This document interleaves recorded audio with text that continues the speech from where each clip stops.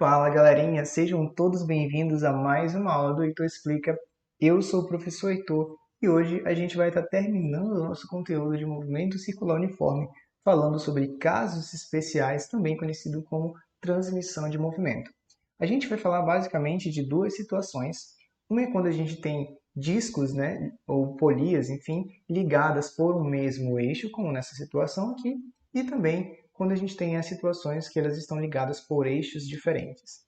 Então imagine que aqui eu tenho, sei lá, um disco de vinil, onde a gente tem aqui a parte mais escura, eu marquei um ponto A aqui, e aí eu pintei uma parte mais próxima do centro aqui, e eu marquei um ponto A aqui e um ponto B aqui em cima. E eu vou fazer esse disco girar. E aí a gente vai analisar o movimento do girar desses discos aí, poderiam ser dois discos, um em cima do outro, ligados pelo mesmo eixo, tá bom? E aí a gente vai analisar qual é a relação entre período, frequência, velocidade angular, velocidade tangencial ou linear e também sobre a aceleração centrípeta.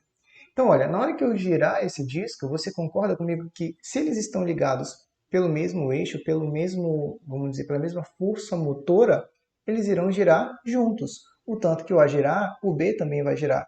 Consequentemente, eles vão levar o mesmo tempo para dar uma volta. Vamos ver isso numa simulação? Bom, essa aqui é uma simulação do FET, tá bom? A gente vai conseguir observar o que eu acabei de mostrar para vocês. Eu coloquei duas joaninhas aqui em cima de um disco e essas joaninhas estão girando. Olhem para cá para onde eu estou marcando o cursor, vocês vão observar que elas levam exatamente o mesmo tempo, elas chegam juntas, nesse mesmo ponto que eu estou marcando aqui.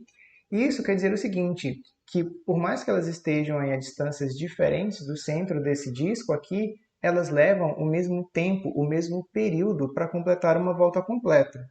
Consequentemente, se pedirem para você numa questão para relacionar os períodos dessas duas regiões, você vai poder dizer que o período tanto do ponto A como do ponto B são iguais. Então, toda vez que você tiver discos no mesmo eixo, eles vão levar o mesmo tempo para dar uma volta. Ok, professor, entendi. E a frequência? Como é que vai ser? Uma vai ser maior que o outro? O que você acha? Bom, a frequência, você tem que lembrar que é o inverso do período, não é isso? Então, se o período das duas é igual, consequentemente a frequência também vai ser igual. A gente não tem muito o que fazer aqui. Continuando a nossa análise, se for perguntado para você qual é a relação entre os discos do ponto A e do ponto B, alguma delas a velocidade é maior ou menor? Bom, vamos lembrar que velocidade angular é 2πf. Consequentemente, se as duas têm a mesma frequência e esse 2π é uma constante, a velocidade angular, tanto em um quanto no outro, também vai ser igual. Olhando agora para a velocidade tangencial ou velocidade linear, como que eu sei se uma é maior que a outra ou não? Primeiro a gente tem que lembrar da fórmula, tá? Velocidade linear ou tangencial é igual a velocidade angular vezes o raio. Ora, se a gente já descobriu que nessa situação aqui as velocidades são iguais para os dois, ou seja, essa velocidade só vai depender do raio. Quanto maior for o raio, maior vai ser a velocidade tangencial. Consequentemente, se o disco B tem maior raio, consequentemente, ele vai ter uma maior velocidade. Para a gente finalizar, como que fica a relação com a aceleração? Vamos lembrar, a aceleração centrípeta é a velocidade tangencial ao quadrado dividido pelo raio. Aquele que tiver maior velocidade vai ter, já que ele está elevado ao quadrado, consequentemente também vai ter maior a aceleração. Então a aceleração de B vai ser maior que a aceleração de C. Essa é a situação para discos no mesmo eixo. Eles vão ter o mesmo período, consequentemente mesma frequência e mesma velocidade angular. O que tiver maior raio vai ter maior velocidade tangencial e maior aceleração. Vamos olhar agora o caso de discos, ou de polias ligadas por eixos diferentes, como é no caso de uma bicicleta, por exemplo. Nessa situação, a gente tem dois discos ou polias ligados cada um em um eixo diferente. Esse aqui está no eixo número 1 e esse aqui no eixo número 2. Porém, quando esse disco gira aqui, o movimento dele é transmitido para esse outro maior através de uma correia, ou através de uma corrente, como a gente tem lá nas bicicletas e motos. Então, o que vai acontecer? Se esse disco gira para cá, esse movimento é transmitido através dessa corrente ou correia e vai fazer com que esse outro carinha também gire no mesmo sentido. Ou seja, o ponto A ele vai acabar acompanhando o ponto B nesse outro disco aqui. Isso traz uma consequência. Se eles giram na mesma direção e estão ligados pela mesma correia aqui, né, esse movimento está sendo transmitido, eles vão ter a mesma velocidade tangencial, né? A velocidade que esse cara tiver aqui, esse outro cara vai ter. Só que lembra, velocidade tangencial. Para exemplificar isso que a gente está discutindo, vamos pensar na roda de um trator. Digamos que a gente tem um trator que está se movendo com 40 quilômetros por hora. Ora, se a velocidade do trator é 40 quilômetros por hora, tanto essa roda que tem um diâmetro maior, tem um raio maior, quanto essa que tem um raio menor, elas têm as mesmas velocidades, 40 quilômetros. Não é? Essa aqui não pode ter, sei lá, 70 e essa aqui 40, porque senão esse trator iria ser despedaçado ao meio, não é mesmo? Então, olha só, dizer que essas duas rodas, esse trator tem a mesma velocidade, é que se esse cara está se movendo, de fato, todos têm que ter a mesma velocidade aqui na horizontal, ó, já que esse carro se move com uma velocidade de 40 quilômetros por hora. E esse 40 quilômetros por hora é a nossa velocidade tangencial. Porém, para que todo mundo aqui, o conjunto, tenha essa velocidade, como essa roda é menor, de fato ela vai ter que pagar um preço. Consequentemente, ela vai ter que girar um pouco mais. Bom, essa sua intuição, ela tem a ver com o que a gente chama de velocidade angular. É isso que a gente vai analisar. Então, como é que seria a velocidade angular agora entre esse eixo, entre essa roda e essa roda aqui? Bom, a gente indica sempre que você use a fórmula, tá bom? A gente já descobriu que a velocidade tangencial é igual para os dois. Então, quando você identifica alguma coisa que é constante, nesse caso a velocidade tangencial, você vai para a fórmula e destaca isso. Então, a gente sabe que velocidade tangencial ela pode ser relacionada com a velocidade angular vezes o raio. Você já discutiu comigo, a gente já descobriu que esse cara é constante. Logo, a velocidade angular ela vai depender apenas do raio. Quanto maior for o raio, menor vai ser a velocidade angular. Consequentemente, quando a gente olha para cá, o disco B tem um raio maior, ele vai se mover mais lentamente. Então, o nosso disco A ele vai ter uma velocidade angular maior do que o nosso disco B. Analisando agora o período, bom, se a gente descobriu que o disco A tem uma maior velocidade, quer dizer que ele vai completar uma volta de maneira mais rápida do que o disco B. Ou seja, o B vai demorar muito mais para completar essa volta. Consequentemente, o tempo para o B completar essa volta vai ser muito maior do que o do disco A. Entendido? Para a gente terminar e fazer a análise da frequência, você pode utilizar aqui a fórmula. A gente sabe que a frequência é o inverso do período. Então, quanto maior for o período, menor será a frequência. Diante disso, como em B a gente tem o maior período, quer dizer que ele tem a menor frequência. Isso faz sentido.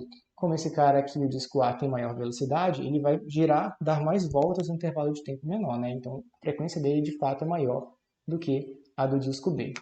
Para finalizarmos, como é que seria a aceleração, então, professor?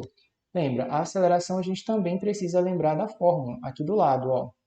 A gente já descobriu que a velocidade tangencial é constante nesse caso, então aqui, ó, a gente vai demarcar que isso é constante. Logo, a aceleração vai depender exclusivamente do raio. Quanto maior for o raio, menor será a aceleração. Como B tem um raio maior, a aceleração dele será menor do que a de A. Entendido? Essa análise que eu fiz para você é a mesma que a gente faz se em vez de a gente tiver aqui uma correia, né, ligando esses dois eixos, a gente tivesse aqui duas catracas, vamos dizer assim, duas catracas dentadas. Onde, se eu tenho uma catraca que está girando neste sentido que está sendo demarcado aqui, e for perguntado para você para onde vai estar girando a B, bom, se você prestar atenção, essas catracas de A, elas irão empurrar para baixo os dentes da catraca B. E esse cara vai girar aqui, ó, no sentido oposto. Entendido? Então, na catraca A, ela gira para baixo e a catraca B gira para cima. Porém, as análises de velocidade tangencial, velocidade angular, tudo é a mesma que a gente acabou de discutir aqui quando a gente tem ligado por correias. Espero que você tenha entendido. Vamos fazer um exercício bem rápido só para a gente fechar aqui. Vamos lá. A questão diz o seguinte. A figura apresenta esquematicamente o sistema de transmissão de uma bicicleta convencional, e aqui está representado no esquema, né? Na bicicleta, a coroa A conecta-se à catraca B. Então, está aqui, a bicicleta, a coroa A, se conecta a B, através de uma correia. Por sua vez, a B está ligada nessa roda traseira aqui. Então, vamos entender aqui. A gente tem basicamente nessa questão os dois casos que a gente acabou de discutir. A gente tem aqui uma catraca que está ligada diretamente nessa roda aqui. Então, se ela está ligada diretamente através do mesmo eixo, a gente tem um caso de mesmo eixo, né? Aquilo que a gente discutiu. Só que essas duas, a roda e a catraca, elas estão ligadas através de uma correia, aqui nessa outra catraquinha, e a gente tem uma situação, então, de transmissão de eixos separados, de eixos diferentes. O que ele vai querer que a gente faça? Nessa situação, suponha que a bicicleta se move sem deslizar, as magnitudes das velocidades angulares são tais que a gente vai ter que relacionar a velocidade angular desse cara aqui, de A, de B e de R. A gente já viu que quando a gente tem catracas ligadas no mesmo eixo, né, elas vão andar sempre juntas. Se elas vão andar sempre juntas, como a gente já discutiu, o período delas, no caso aqui de R e de B, vai ser o mesmo. Consequentemente, a frequência de R e a frequência de B vai ser o mesmo. A gente sabe que a velocidade angular, só para lembrar aqui, é 2πf. Como esses dois termos são constantes, a velocidade angular vai depender da frequência, né? E a gente já descobriu aqui que a frequência, nesse caso, elas são iguais. Consequentemente, a gente descobre então que a velocidade angular de R é igual à velocidade angular de B. Então, a primeira parte da nossa resposta a gente já achou. Velocidade angular dessa roda com essa catraca são iguais. Agora a gente vai analisar a situação separada deste carinha com esse aqui. É uma situação de catracas ligadas por eixos diferentes. Por eixos diferentes a gente vai ter que fazer a mesma análise, tá? As duas rodas vão girar com a mesma velocidade porque elas estão ligadas pela mesma correia. Então essa é uma primeira característica, tá? A velocidade tangencial de B é igual à velocidade tangencial de A. Fazendo essa análise, para que isso seja verdade, a gente vai lembrar de novo lá. A velocidade tangencial ela é a velocidade angular vezes o raio. Como a gente descobriu que esta velocidade aqui é constante, quanto maior for o raio, menor será a velocidade angular. Isso quer dizer o seguinte, que quando a gente olha para esses dois caras bem aqui, como a catraca A ela tem maior raio, ela tem maior diâmetro, consequentemente, o B, a velocidade angular do B, vai ser maior do que a velocidade angular do A. Por quê, professor? Como o A tem maior raio, ele vai ter menor velocidade. Entendido? Então, a gente acaba descobrindo a seguinte relação, para a gente encontrar a resposta, então. A velocidade de A ela é menor que a velocidade de B, e B é igual à velocidade angular de R. Quando a gente olha para as questões, a gente vai ver aqui, ó, aqui é igual, a gente elimina, essa velocidade vai ser menor, a resposta correta é a letra A. Tchau, galerinha, espero que vocês tenham entendido. Até a próxima.